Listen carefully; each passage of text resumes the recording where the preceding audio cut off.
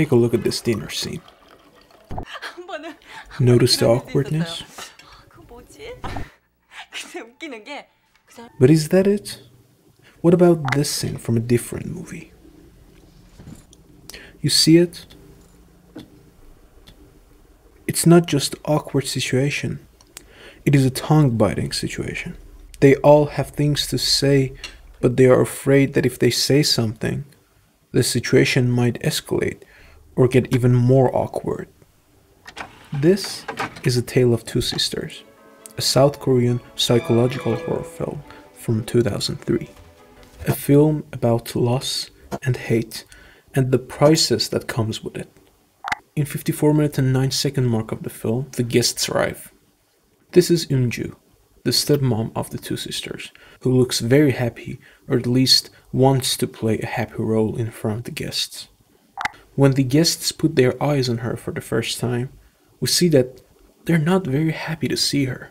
But we're not going to get into the reasons of why they act the way they do. Eunju tries to socialize and bring back some memories that she remembers as a child to the table. Then she says to one of them,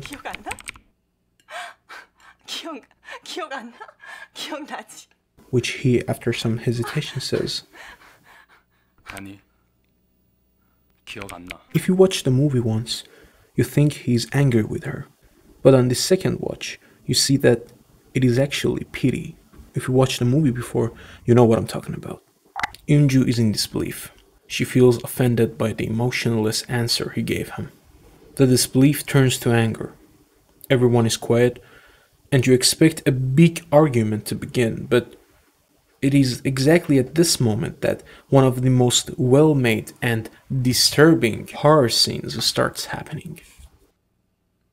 One of the guests looks like she's choking. She struggles to breathe, desperate to find a way out of the situation.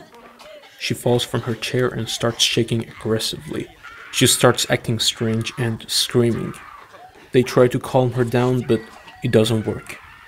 But she's not looking like someone who's choking. She reacts more like a possessed person. She then arches her back. We get a POV shot which indicates she's looking at Eunju's feet. Or is she looking at something else? Now, these are the things that makes this scene so special. First is color grading.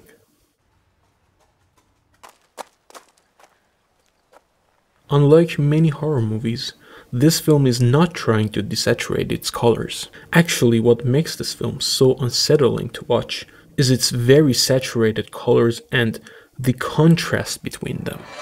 I've never seen a house that has a kitchen with red floor tiles, especially a red this harsh.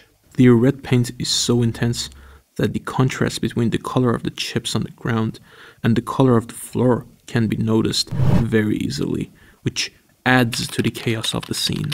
In the field of color psychology, warm colors like red, orange, and yellow are often described as stimulating or even stressful. These colors tend to grab attention and create a sense of urgency or excitement, which can increase energy levels, but also cause tension if used too much. For this reason, they're often linked to feelings of alertness, passion, or anxiety, depending on the context and intensity of the shade. After all, I think acting is what that makes 60% of this scene. The way the hosts don't know what to do, and he, the father, at first is in shock of what is happening, and the way you can easily see it in his eyes without a single word spoken. Or the way Eunju became the most withdrawn person, exactly the opposite of what she was while serving dinner, indicates and proves the second reason of why this film worked the way it did.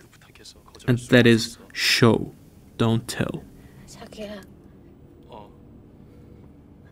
나 아까 그 집에서 이상한 거 봤어. 뭘 봤는데? 싱크대 밑에 어떤 여자애.